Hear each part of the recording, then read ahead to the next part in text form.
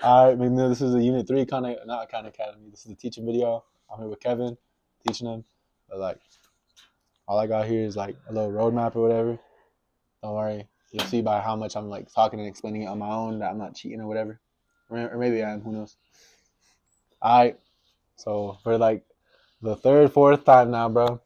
7 Years' War, 1754 is the start of this unit up until 1800, which is where Thomas Jefferson was elected as president and stuff. Mm-hmm. So at the beginning, French and Indian War, what was that? It was a war fought between, alternatively not thinking about the actual name French and Indians. It was actually the French allied with some Native Americans. Some of the Indians were on our side as well, but realistically it was mostly on their side against England, right?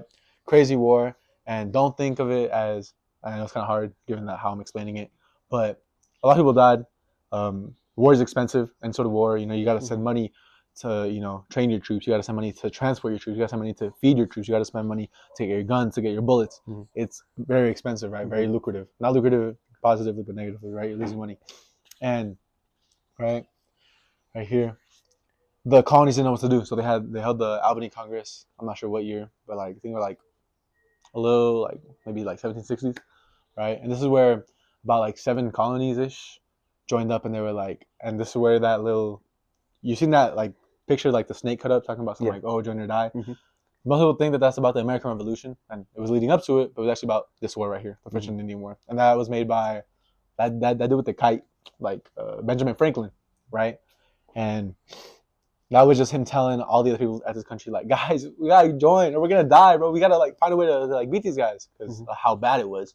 Ultimately, they did end up winning it, but that didn't come with any like bad things, right? It's also important to note that Native Americans, they didn't just let them, oh yeah, you can like go on land and take stuff. We had this one rebellion, Pontiac's rebellion, and he wasn't messing with these Englishmen taking over their stuff. So he's like, all right, let's go burn some of their stuff. Crazy. And again, dudes were dying, dudes were fighting, money was lost. So this didn't benefit them at all, right? This is, I can't even read my own hand right now, bro. I don't even know, right? And it's not until after this, okay. And up until now, you gotta understand that the colonies, each and every different colony was almost thought of as its own individual country. It's not like today where like, oh, Utah is within America, and like, yeah, although we get some freedom with make some of our rules, in reality, back then they weren't as cohesive as we are now, right? And because of that, and because of the lenient government from England that it was holding over us, we were kind of free to do whatever we want, mainly taxing ourselves, right? And going back to the Albany Congress, when Benjamin Franklin was like, guys, please join together, also meant losing the ability to tax themselves. So they didn't want to do that, which is why they said no back then, right? But additionally, although they were thousands of miles away from England over there in the motherland, they were still getting taxed, right? But because of this period that we call salutary neglect, which is where, the government of England isn't imposing, it's kind of letting them do whatever they want. There's left to self-govern themselves. That's salutary neglect, right? But it's not until after the French and Indian War where we get all these different acts posed upon them. You get the Navigations Act, which is just them saying that, all trade and all sort of purchases, selling of goods has to be directly to England. You can't buy it from the farmer next door in, I don't know, in Virginia for the cheap, stable price. If you want to buy something, you got to pay us the money, and then your neighbor, they sell it to England, and then they upcharge you. That way they get money. This, what I'm just saying, yeah, it's navigation. That is them saying that, it's only legal for us to do it that way. But the bigger picture is the mother country's getting money. That's called mercantilism, where a colony's sole purpose, and that is what it was, and that's mercantilism, right? The whole point of the colony is to make England money, right? So that was one way that they were doing it. But again, like I said, the war was expensive. The French and Indian War lost England a butt ton of money. So how did they plan on getting that back, getting out of debt? By taxing the heck out of the colonists. The 3 main taxes that were imposed were the Stamp Act, the Sugar Act, and the Quartering Act. The Stamp Act wasn't a stamp on stamps. It was a tax on all paper products like envelopes, paper, paper products like you really gotta know. And they didn't like it, right? Okay, who knows exactly how much it was, but in today's economy, just imagine it was a lot.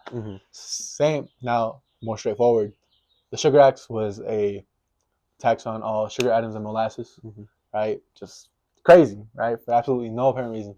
Well, no, the apparent reason was that they were in debt because of the war, and England was like, hey, we send these troops to help you win it, because that's what they did. And guess what? You're alive. We helped you. Now you help us because we did this for you, right? But then again, you kind of see like them starting to develop their own identity because of how far they are. Anyways, the last one, the Quartering Act, right? And that was when they were sending soldiers, and when they would send soldiers over to the colonies, they would knock on people's doors and they would live there. Colonists were forced, or at least legally with the Quartering Act, they were forced to quarter soldiers in their homes, wash their clothes, make them meals, allow them to sleep wherever they wanted. Like, imagine that. You wake up in the morning, it's like a whole group of army men coming up. Hey, bro, let me sit in your chairs. Let me eat your food. Hey, and can you wash my clothes too? Oh yeah, because of the Quartering Act. Like, you got it. That's what it was like. Okay, and all that was to save money and stuff, so they don't have to send food. In essence, those are the three things that really like caused that. And again, because of that, it marked the end of salutary neglect. So the colonists weren't allowed to tax themselves however they wanted, get away with like trading with their neighbor. They were being imposed these strict rules. I think the guy's name was like Granville. Don't quote me on that, but I really gotta know. Let's see. We still tax, right? At one of the congresses, some of the colonists argued that, hey, these guys are crazy for taxing us this much. We don't mess with this. It was I can't think of the exact one. My fault. But essentially, in England, they're like, because you guys still have like English blood and you guys, are a part of the England colonies, we still have the ability to tax you. Like, oh, okay, bet. And this was until like 1767. That's where I remember it, 6, 7, whatever. These are the Townshend Acts, and these aren't too important, but it's just like, kind of what we know today. Whenever you pay something or buy something from the store, you pay taxes on it. On your paycheck for beans and brews. Okay, you get it, and you pay taxes on it, right? It's just everything has taxes. So, secondly, like whenever something illegal would happen and like a court case would happen in the colonies, the victim, or yeah, I guess that's what it's called. This isn't like court or whatever, but this isn't law, like a class about law. I'm getting off the point. Whatever. Whenever someone would do something illegal or whatever, they wouldn't get sent to a court within the colonies. They would get sent to England, where nobody knew them. So obviously it would be a little biased, right? It's kind of messed up. And then and then just like taxes that you pay go to tax collectors' paychecks. Thinking like waiters, how like their tips are their paychecks, whatever. Then 1770 was the Boston Massacre. This is important because a bunch of like redcoats, British people, British soldiers, were like they're chilling. Not necessarily chilling. They were guarding something, and the colonists, just citizens, were like trying to get through, and they're like, nah, bro, we can't do that. So what do? They grabbed like rocks and they rolled them in snow to like make them seem like snowballs, and they throw them. They chuck them at the British soldiers, right, to make it seem like, oh, we're just doing snow. But dude, like it hurt. A rock being thrown at you, that's gotta hurt. So what did the British do? They shot some people, bro, and that caused a commotion, and ultimately it lowered people's view on what's it called, on England, on the English, on the English, on the people from Britain, British people. Because they're like, dang, this is like the first like turning point where people like started like really wondering. It was already one thing that, oh, dang, they're taxing us a lot. I don't like paying taxes. No one does. But now, dang, I thought that we were like family, bro, and you're really over here shooting us, right? So that's what happened. And then the Boston Massacre. I'm sure you've heard about this. Because in response to the Tea Act, which again, I'll remind you, was a tax on tea, people didn't like that. So what did they do to like, I guess, rebel, to protest? They dressed up as Native Americans. These dudes, dressed up as a group of Americans, Native Americans, and they boarded the East India Company ship, and they just poured like a butt ton. I'm not sure the exact number, but it was definitely a lot because, come on, it's historical. Into the ocean, then into the harbor. Boom, just like that. Lost like probably millions of dollars. All right, it was crazy. Boom, Boston Massacre, and then we move forward. You get the Intolerable Acts, because think about it like this: the Boston Tea Party it was only a few colonists. It was I don't think it was the whole like of what, the New World, like America, what you see like the 13 colonies. It was just like a handful of people, no more than like what, like 20, 10, right? Oh shoot, look, battery low. It's chill, bro. We're good. Okay. They are the ones that dumped the thing, but everyone got punished. Analogy that McNeil uses is like, oh, you ever had to have those kids where like they piss off the teacher too much, and then the whole class gets right. Okay, that was that, and that was a respondent. England responded with intolerable acts, punishing everybody. They like, no, I'm thinking about the other one. They didn't have a trade, but they punished everybody. And then the first Continental Congress was held, and this is where, what was it? Yeah, essentially, like at that not constitutional convention. Constitutional Convention. I'm thinking about Hamilton. My fault. The Continental Congress was I think like all of the colonies linked up, except like minus one. I think it was Georgia or something. They all linked up and they just smack talking. I'm not gonna hold you. They're like, oh, they're taxing us a bunch. Oh my gosh, and right there they start to really kind of how I previously mentioned. But here's like where it like fully takes place, that American identity. Because at this point, it's not 1607 no more. It's well beyond 100 years later. So that first generation of people that landed in the Americas, they died down. So they died down and stuff. They just pick it up, so you don't like have no ruckus, right? So they really started to develop like that American identity. So it's crazy. Then this is where you start getting more into like the American Revolution. Because mind you, I guess you can link it back to like the Boston Massacre where they shot after they being thrown the snowball because they killed. That's the first like shot, I guess you could say. But then the Battle of Lexington and Concord, you've heard of this. They heard that, oh shoot, the colonists got guns. Now we can't do that, right? Because like it's not like today where we have the right to bear arms. So they went to Lexington and Concord. They ain't see nothing. And then this is where like I forgot his name, the Rousseau guy was Paul Revere or something. We're on the horse. Yeah. The British are coming. The British are coming. All the way down from Lexington and Concord, not to the Pearl. So then when the Minutemen, I don't know if that's accurate, forgive me. Right. So then when British soldiers went down, they used guerrilla warfare, which is essentially like being sneaky, popping up out of nowhere, doing some shit damage, falling back, chipping away at the what's it called, the soldiers. Overall, and that's what won them. And that's one of the things on paper. Great Britain should have won the American Revolution. Come on, like they're like one of the most powerful imperial powers of the time. America's just starting out as a little country, or well, right now it's not like a country yet, but it's only 13 colonies. What could they do? But you also got to understand that it's always a disadvantage if you're fighting on somebody else's home turf, right? They know how it's like, so that's just something to take note of. Okay, then we got some battles. Oh no, never mind. Oh, we talked about that. Sorry. Then you have the second constitutional. That's not too important. Essentially, at this next Congress, they like build like a unified sort of government, and they nominate George Washington.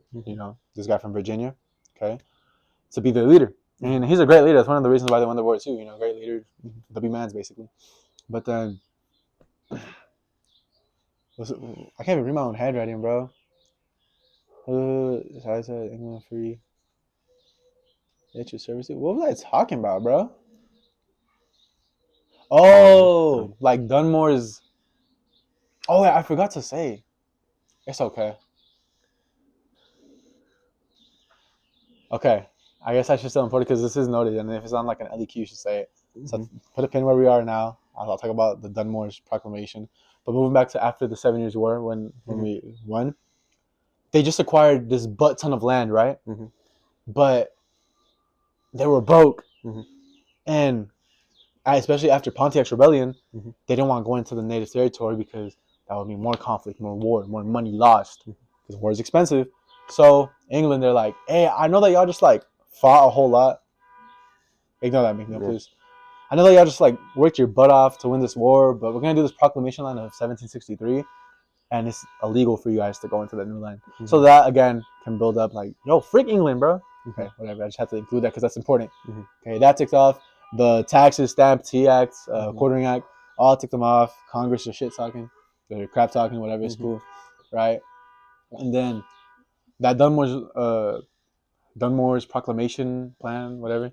That Yeah. was essentially England, because they just got their butt whooped at because of Lexington and Concord, Yeah. right? They were like, hey, to all y'all like indentured servants, which are just people who would get paid to come to the New World, pay, renovate the land, and then after like 30, 40, 50 years, X amount of time, we'll get the land in return, whatever.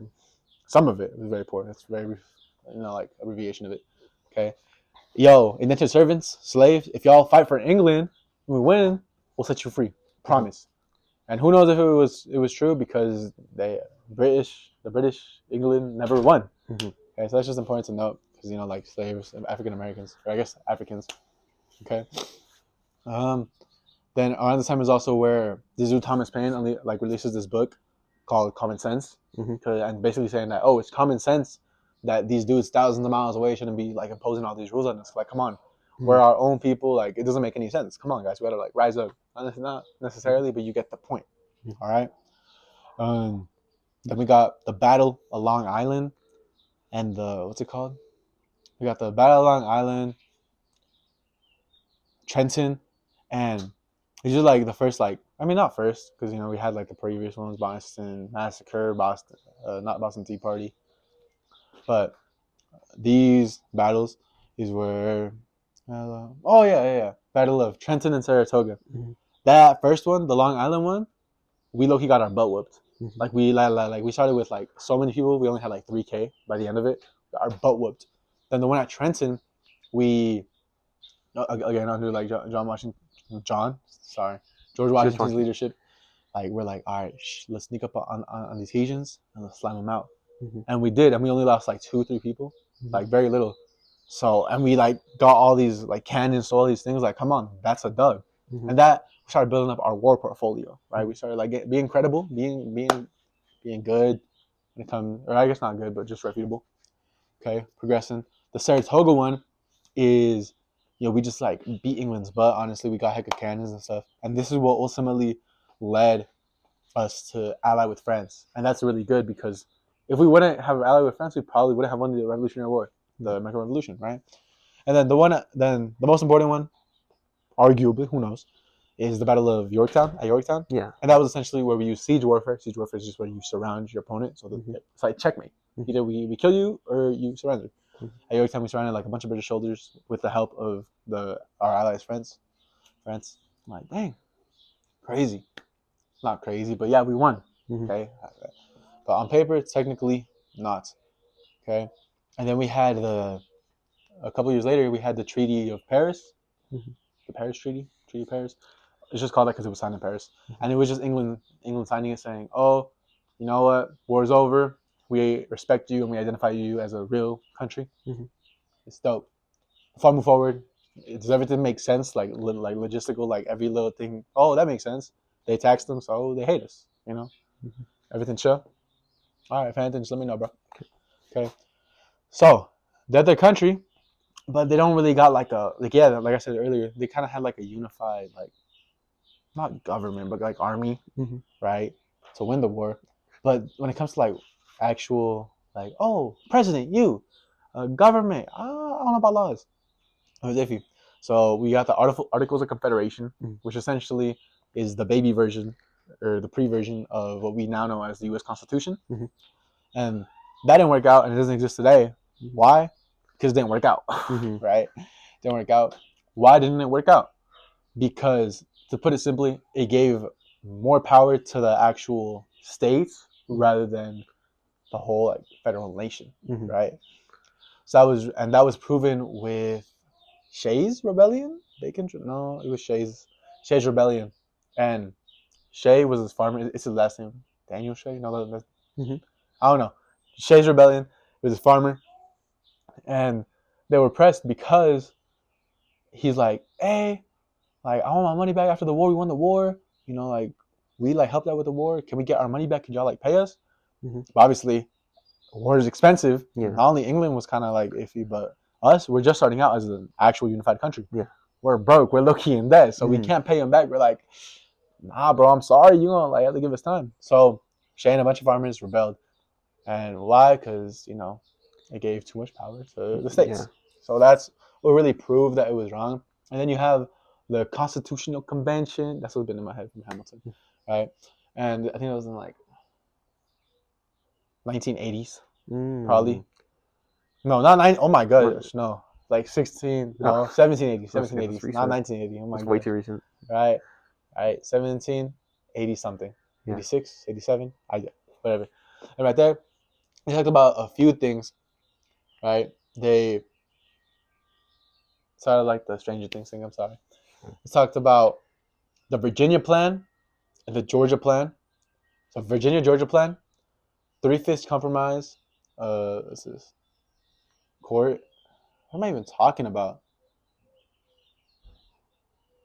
Oh, they formed the Constitutional, it gets ratified. Okay, boom. So let me just explain those. So starting up top to down, the Virginia Plan was essentially saying that like, oh, the states with more people, more population, we get more votes. You know, like if each individual person counts as a vote, then yeah, we get more votes, we have more power. Georgia Plan was saying like everyone's equal, it's equal. To take these two into consideration and like for it to really sink in is that you gotta understand the North was more like white people. Yeah. There weren't as many slaves. But at this point, it's been, blatantly obvious, slaves, indentured servants, but this isn't really like important when it comes to indentured servitude. But just lots of slaves, Africans, were in the South. In the South, North, South Carolina. Oh no, that's just like unified with like Carolina, the South and everything. Heck of slaves, like a butt ton of slaves, like to the point where there were more slaves than white people. It was crazy. Not to say that in the North it was just 100% white. Oh, there was some slaves, but generally speaking. So the Virginia Plan was mostly really favored by the South because they had more people. Like, come on, give us the power. Georgia was the dudes in front. No, it's equal. Okay, and that can kind of segue into the Three-Fifths Compromise. Okay, so me saying the Virginia and the Georgia Plan, that's important. In the Great Compromise, I'll explain that right now because we have two sides. How are we gonna come to a compromise? That's the Great Compromise. The Three-Fifths Compromise, however, was kind of how I was mentioning just now. The South had a butt ton of slaves, a butt ton of Africans. So, how do we like come together as a vote? Because each person gets a vote. Three-Fifths Compromise simply was, A, each African, each slave counts as 3/5 of a person. Oh. Once you get to one, that's a vote. Okay, that's it. 3/5 of a vote to kind of like even it out. Okay. Like, okay, well, we'll satisfy you. Like, yeah, we'll count them as a vote, but we'll like nerf them a bit. Yeah. Okay. Right. Okay. Now the Great Compromise, which was again conferred during the Constitutional Convention, was doing a mixture of both the Virginia Plan and the Georgia Plan. In today's age, we have the House of Representatives, and Senates. Each state gets 2 Senates. Each state, doesn't matter how big you are, how small, you always get 2. That's the Georgia Plan. The House of Representatives is based on size. That's just what it's been like that. We're chilling. Yeah. That's it. We satisfied both sides, North and South, and they're like, you know what? All right, this can work. And then the ratification of the U.S. Constitution as well as the Bill of Rights. Bill of Rights is the fancy word for the first 10 amendments. Yeah. Right? Freedom of speech, right to bear arms, whatever. Yeah. I'm not too educated on that, but you get the point. Yeah. Okay. Yeah. Okay. So we have ultimately, that's what occurs, but it's also kind of like becomes like a political party, or I guess like not ideology, but just beliefs, and it's Federalists and anti-Federalists. Federalists, the Feds. That's how in my head how I kind of like think about it. It's just nation. Yeah. All of us together. The federal government should have most of the power. Okay, not like a dictatorship, right? Whereas anti-federalists were like, no, we should have more power to like the states, or necessarily. It wasn't saying that. It was just opposed to federalists, to the federal government, right? But we go on, and then you get Whiskey's Rebellion, which was just people rebelling because of the price of whiskey. But then George Washington pulls up, and the way that he described it made it seem super cool. Freaking McNeil, he pulls up on a horse after the rebellion, and people just like stop and they look at him because his aura. It's tough because that's our president. Also, that's what happens. He gets nominated president. Cool. George Washington is cool because like he's the only president that has gotten 100% of the votes. Like if you look at like blue or red, I guess right here it's really only blue. We would say like it would be like mostly blue. Yeah, like no, like 100% blue. 100% It's just George Washington. Yeah. And so he's the only president, and he's also the only president. Or he's not the only. Yeah. But he kind of started that whole like unspoken tradition. Mhm. Up until later, it was like added to the Constitution, or not Constitution, but like as like a thing. But he was the first president, and he started like the whole tradition of only serving 2 terms, then backing out. No more than 2 terms. He got to 2 terms, and he did his farewell address, and he was out. I'll bring that soon. But yeah, right. So. Yap. I hear McNeil says yap about government, legislative, executive, judicial, cabinet, checks and balances. All right. So that happens. Wait. Bill of Rights came from. Oh yeah, and it's just important. I mean, it's not important. I won't mention it, but moving on. You know, we got government, as you know. Today we shall have it. Legislative, executive, judicial branch. Legislative makes laws. Executive, like president, like enforces stuff. Judicial is more like, I guess you could think of judge. I think it's like Supreme Court. Yeah. Right. But our government is designed in a specific way so that we can check ourselves and balance ourselves out. That's what the term checks and balances mean. Yeah. You know, if the legislative branch makes up a law, it goes to the judicial, then to the president, and if he vetoes it, saying I don't mess with that, he has to go with it, go through it all over again. But this time it has to get like, I think close to like 80%. I'm not too sure. All you really gotta know for that, if you're on an AP test, is really just to make sure that our government is designed in a way that we can check and balance ourselves, so we don't fall out of proportion. Yeah. You know, militia, dictator. We're good. We're blessed. Okay. Let's see. Then we got yap about Hamilton and shit. Trial. I can't even read my handwriting. Beef with Thomas Jefferson. OFW. I don't even know what I'm talking about. Well, up until now, I mean, I'm sure you know Hamilton's name. Yeah. Is he on the $10 bill? I don't even know. That's not important though. No. Maybe I'm wrong, but listen, Alexander Hamilton, he was really good, especially during the American Revolution and stuff. Right. He ultimately became George Washington's Secretary of State. No, Treasury. Okay. Yes, Treasury. Okay. It was Thomas Jefferson that took him over as Secretary of State. And some of his ideologies were just that, he believes in a national bank, like we're gonna, and he ultimately does take on everyone's debts after the war to satisfy them, right? Believes in one national bank, which now doesn't exist, right? But pretty good though. Another thing though, he was a Federalist, right? And he didn't really mess with Thomas Jefferson like that. He didn't mess with TJ like that. That's how I think about it. So ultimately, during the French Revolution, I believe it was. Let me make sure I'm just on pace here. Yeah. Once he gets to like the French Revolution, because they're having their things, mind you, for context, if you remember, the France rebelled. No, they didn't. During the American Revolution, when colonists were rebelling against England, France is the person that helped us out, the country that helped us out. Yeah. Right. But now they're going through their thing, and their leader got beheaded. So the leader that we helped and we agreed with, hey, we'll help you out, he's dead no more. Right? So France is going through their things, and the problem at hand is, should we help him out? Okay? Alexander Hamilton's like, nah, bruh, like, we're really starting out, we got our own thing going on. Plus, the dude that we agreed with, he's dead. So do we really gotta help him? Because technically, we're not like being like remorseful or like being weird, because he's dead. Thomas Jefferson, on the other hand, is the complete opposite. He's like, bro, they helped us out when we were down. We have to. Like, those are our guys. We wouldn't even be here considering this, contemplating it. It's a no-brainer. Of course we're going to help them. Right? George Washington ultimately sides with Alexander Hamilton, and that causes, maybe not causes, but definitely influences Thomas Jefferson's, not reform, but he leaves. He leaves. Puts news 2 weeks or whatever, but no, like, he resigns. That's what I'm looking for. Right? Because he's like, dang, that's what's up. And he ultimately runs again in 1800 against Aaron Burr. Yeah, against Aaron Burr. But right there, George Washington. Oh, okay.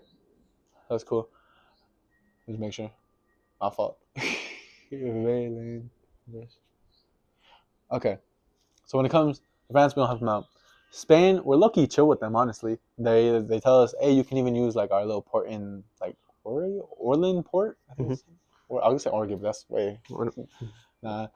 When it comes to England, yeah, war is over, but they low key start impressing people from American ships. Mm-hmm. That's just where like, oh, we'll send like ships over. They'll get on our ships, be like, oh, you're American, you're a colonist. Come with me. You're gonna come work for us, right? Because like, oh, like, like you have England blood or whatever. Super weird, shady stuff. And then was it Madison or Monroe? But they sent someone over and they're like, yo, stop messing with us. Like, it's messed up. Stop it, or else we're gonna have to like side with France and like go to war with you. Mm-hmm. So slap on the wrist, nothing too crazy, but just a little warning. Mm-hmm. Nothing too much evolved from that. Finally, to close out the unit was George Washington's farewell address, and this was when he resigned. So think about it. Wait, actually, I'm not too sure. I want to say a year, but he served his 2 terms. His 2 terms was that. But I'm telling you, like, he was a dope president, dude. Mm-hmm. Dope person overall. He didn't even want to go on because he very well could have become like a king and just been there term until he died. Mm-hmm. But that's how the monarchy was in England. Mm-hmm. He wasn't trying to do that. Even in the Constitution today, the Bill of Rights, mm-hmm. freedom of speech, right? We'll see this later with the Seditions Act imposed by Madison? Monroe? It was just saying, hey, you can't smack talk your government, mm-hmm. right? Which people made him hate, but that's looking forward, right? The First Amendment, freedom of speech. In England, if you smack talked the king or was disrespectful, you got like shot, beheaded, like you're dead. Here in the U.S., the reason why that exists is because during the time, they just like ratified from, not ratified, they just seceded from England, making their own country. So of course they're not gonna do something that they were doing there. That's the reason why they left. Of course, right to bear arms, Lexington and Concord. The reason why like the Minutemen, I want to say Minutemen, but I don't even know if that's the right term. I'm sorry. They came was because they heard that guns there. Hey, that's illegal, bro. You can't do that. Mm-hmm. Right to bear arms, right? You can see that correlation. Now, do you have soldiers knocking on your door talking about some, yo, take care of me? Mm-hmm. No, we're blessed to have that. So that's cool. What you gotta know is just George Washington, great dude. Okay, W Mans. He put in his farewell address, and you see the scene a lot. You can see the scene in Hamilton. Who knows if it's actually historically accurate? But this is so important and prevalent in later units. But what you gotta know is, yeah, he said, hey, listen for me. Just you should listen and do these things in the future if we want to have a successful, healthy country. And the biggest thing, it's okay, Lala, you're good, it's okay, but dog, okay, was to not get in the middle of European affairs, right? If Europe, if France beefing with England or something with Germany, which World War I, World War II, right? Don't even get involved in that, bro. You focus, stack your bread, kind of thing. Okay, not literally, but it was just don't get in the middle of their affairs. Okay, and don't form political parties. There's no reason for us to be split as a nation because of that. Just come on, we're here, we're blessed. Let's run it. There was another one, but I'm not too sure. Badgered at 10%. It's cool though. Well, that was essentially the unit best way that I could, given the time and circumstances. Technically, you gotta ask 2 questions. What's up, bro? Okay. Anything that didn't make sense that you'd like me to explain? What's up, bro? What was it? It was just like the whole. What was the just soldier, describe it. the soldier thing. The Quartering Act. Yeah, that. Like it was like forced. Like you just like you had to let it happen. Yeah, you had to let it Okay, happen. what if you denied it? What would there like be any like consequence? Would you be like have to like pay something or like face death or something? I wondered that too. I don't have the straightforward answer, but considering like technological advances and everything, I would assume that like the men probably got violent, the soldiers in question. Yeah. Like, oh, you're not gonna let me like be in your house, aim a gun at you, or like trying to stalk you. That's my best guess, because technically there wasn't any like crazy. I mean, I guess you have to consider that. Oh, they probably had strength in numbers. Like if 10 men pull up to your house where it was just you, your mom, dad, that's it. If you said no, they'd probably like you like yeah. So that's one, bro. So I can't give you a definitive answer. Okay. But how about anything that didn't make sense or that confirmation or the explanation? My fault. What was it?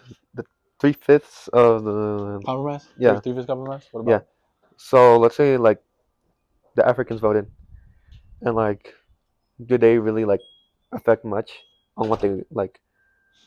I mean, Like, oh well, yeah, definitely. Even because, again, you just gotta like understand. It wasn't like there were just like a handful of more like Africans. No, there, no. Like I'm talking like 100,000, 10,000. Like there was crazy numbers of Africans because of what's it called, agriculture, because of the breadbasket colonies. They were helping a lot. They were the ones who were really like, again like cotton picking. They were doing crazy things. So of course there was a lot of people there. So 3/5 compromise, even with the 3/5 compromise, it definitely made things balance. Because if it wasn't there, then when it comes to the north and the south, they would have had like so many more votes. yeah, okay. So 3/5 made it equal, kind of how the government checks and balances makes things equal. Kind of how Georgia, the Georgia plan, was that what it's called? Made it equal. 3/5 compromise made it equal, at least equal enough. Okay, but obviously now, do we see any sort of African American or someone who isn't just 100% purebred American Caucasian? Do you see them as less than a person? No, that's messed up. No, they're their own person. But yeah, so to answer your question, did it help them? Yes, because it allowed the North and South to come to a compromise. Did they give the South an advantage? No, but again, it's the South. Obviously, you've heard misconceptions in your own history class. They didn't treat the slaves nicely. They didn't treat Africans nicely. But now they want to switch up, be like, oh no, we mess with them. No, like, it's good. Yeah. Okay, so no, bro. Anything else before we close this out? Appreciate you. Was it Hamilton that He wrote Federalist Papers too. no I forgot to mention that. Hamilton wrote what the did other he- 51. How What do was you with write? the whole like situation with the leader in Paris or the leader in France where like he Oh died? yeah, because they Yeah. rose up. The citizens rose up against him. I don't know too much about it. I haven't paid that much attention in world history, but like things were rough over there. So people, I think they were like broke or something. But citizens rose up and they just like overthrew the king. Overthrew the king, put him in like, I'm not sure like the technical name of it, but like where you lay down, put the thing over your neck, then you just The guillotine? huh? Or the guillotine? The guillotine, yeah. Okay, okay. See, you know, bro. Yeah. It's like AP. You're good. And what was I gonna say? Do you think? Okay, so Hamilton wanted to help him before he died, no? Or Hamilton did oh, not want to help him. It oh, was Thomas Jefferson that wanted to Thomas help him. Jefferson. If you think if he like tried to help him, do you think France would like help out more? I mean, if it was With just the, Thomas Jefferson, there wouldn't be much that like they would really do because he's just one person. okay, Like as a country as a whole, they would have to help him to probably receive. yeah, okay. And mind you, like it's not like 100% in closing note. It wasn't as though 100% of the people in the colonies wanted to rebel. So a lot of them, a good amount of them, were chill with just being where they were. Some people wanted to, no, I'm not even gonna like try and rebel. I'm loyal to England, and they were glazed in England. Those are called loyalists. So just to understand, it wasn't all 100% wanted to rebel. Let's do this. And even when, like after the revolution and they won, loyalists still existed, but they were kind of like frowned upon. Like, wow, bro, really go be like that, right? There's more to know. It wasn't 100%. History is a lot of generalizations, but to generalize, we need good proof, and we have that. So, yeah, okay. You good, bro? All right. Neil, you probably didn't even watch all of this, but yeah, this is almost 40 minutes long. Appreciate you, cuz. You stay blessed, bro. Peace out, bro. Peace out, bro.